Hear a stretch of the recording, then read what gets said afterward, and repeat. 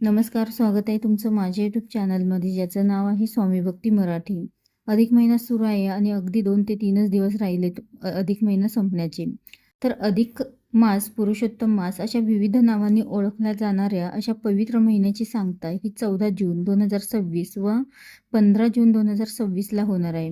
तर 2 दिवस का, तर अमावस्या ही 14 जूनला दुपारी 12 वाजून 20 मिनिटांनी लागणार आहे आणि 15 जूनला सकाळी 8 वाजून 24 मिनिटांनी संपणार आहे.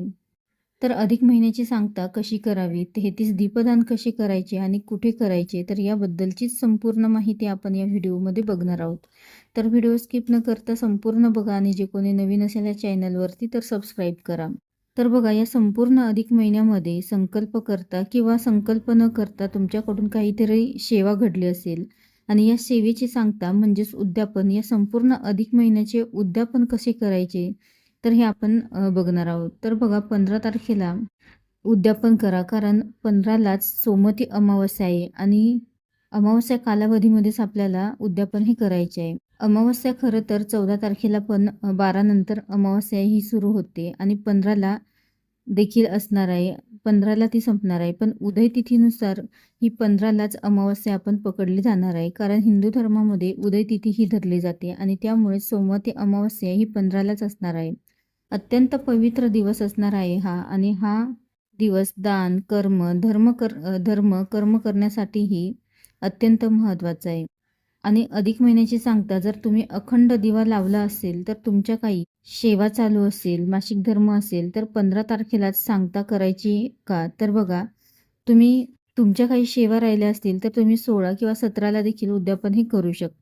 तुम्ही रोज बाळकृष्णांच्या मूर्तीवर अभिषेक करत असाल, अभिषेक करणं झालं असेल किंवा पुरुष सूक्तम, व्यंकटेश स्तोत्र आहे, विष्णू याग, सत्यनारायण, गीतेचा 15वा अध्याय, गीतेची 18 नावे, जी काही तुम्ही विष्णूंची, पुरुषोत्तमांची सेवा केली, देवीची ओटी भरणं आहे, सगळं काही काही ना काही आपण प्रत्येकाने आपापल्या पद्धतीने केलेच आहे. तर ही सांगता कशी करायची, तर या दिवशी सकाळी, अमावस्येच्या दिवशी सकाळी उठून सूर्याला स्नान झाल्यानंतर सूर्याला जल अर्पण करायचं आहे, सूर्याची उपासना करायची आहे.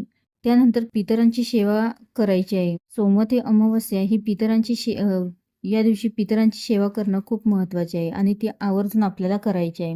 त्यानंतर आपली जी रोजची देवपूजा आहे तर ती आपल्याला करायची आहे. बाळकृष्णाच्या मूर्तीवर, गणपती बाप्पांच्या मूर्तीवर अभिषेक करायचा आहे. त्यांना गंध, फुलं अर्पण करायचं आहे. त्यासोबतच या दिवशी देखील तुम्ही सत्यनारायण करू शकता आणि हे सर्व झाल्यावर संकल्प केला असेल किंवा नसेल तरीही बाळकृष्णांना, पुरुषोत्तमांना हीच प्रार्थना करायची की या महिन्यामध्ये माझ्याकडून तुमची जी काही तोडकी-मोडकी सेवा झाली, त्याचं मला फळ नको. ही सगळी सेवा मी तुमच्यासाठी केली. तुमच्या चरणी मी ती रुजू करते, अशी साधी प्रार्थना करा. आणि बाळकृष्णांना तुळशीपत्र देखील या दिवशी आवर्जून अर्पण करा. या दिवशी तुळशीची देखील सेवा करणं तितकंच महत्त्वाचं मानलं जातं. आणि बाळकृष्णांना हे सांगा की या महिन्यामध्ये माझ्याकडून जी काही आध्यात्मिक सेवा झाली, माझी प्रगती झाली आहे, जे काही माझ्याकडून घडलं आहे, तर हे सर्व तुम्हाला समर्पित आहे. आणि जेव्हा आपण एखादी सेवा परमेश्वरासाठी केली जाते, तेव्हा आयुष्यामध्ये सगळ्या गोष्टी मनाप्रमाणे घडतात. सर्व काही आयुष्यामध्ये आपल्या चांगलं घडतं आणि या दिवशी दानाला खूप महत्त्व आहे. तर या दिवशी तुम्ही गोदान म्हणजेच गाईची मूर्ती गुरुजींना किंवा मंदिरामध्ये देखील दान करू शकता. तसेच या दिवशी तूपदान देखील तुम्ही करू शकता. ते देखील करणं खूप महत्त्वाचं मानलं जातं. यथाशक्ती तुम्ही तूपदान करू शकता. तसेच एखादं जोडपं तुम्ही तुमच्या घरामध्ये जेवू घालू शकता. कोरडा सीधा गुरुजींना किंवा गरजूंना दान करू शकता.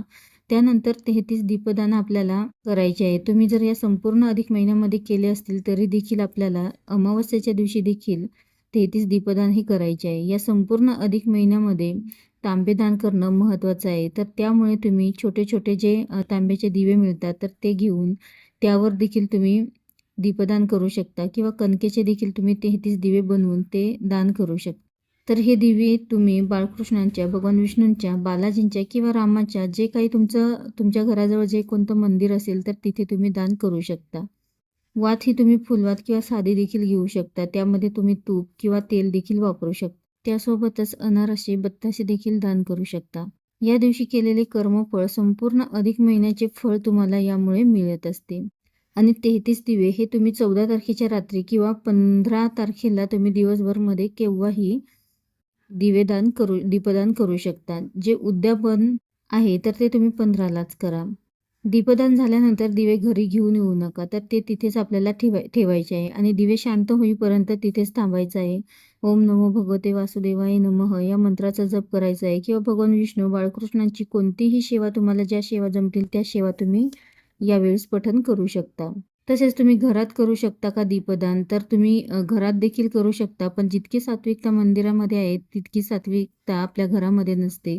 त्यामुळे शक्य होईल तर तुम्ही मंदिरामध्येच दीपदान करा आणि ज्यांना शक्य नाही तर त्यांनी घरामध्ये केलं तरीही काही हरकत नाही. तर या सर्व सेवा केल्याने आपल्या घरामध्ये सुख समाधान भेटते. तर आवर्जून तुम्ही सोमवती अमावस्येला आवर्जून तुम्ही या काही सेवा करा, या काही गोष्टी आवर्जून करा आणि ज्यांच्या कोणाच्या सेवा राहिल्या असतील तर त्यांनी या दिवशी सेवा देखील तुम्ही करू शकता.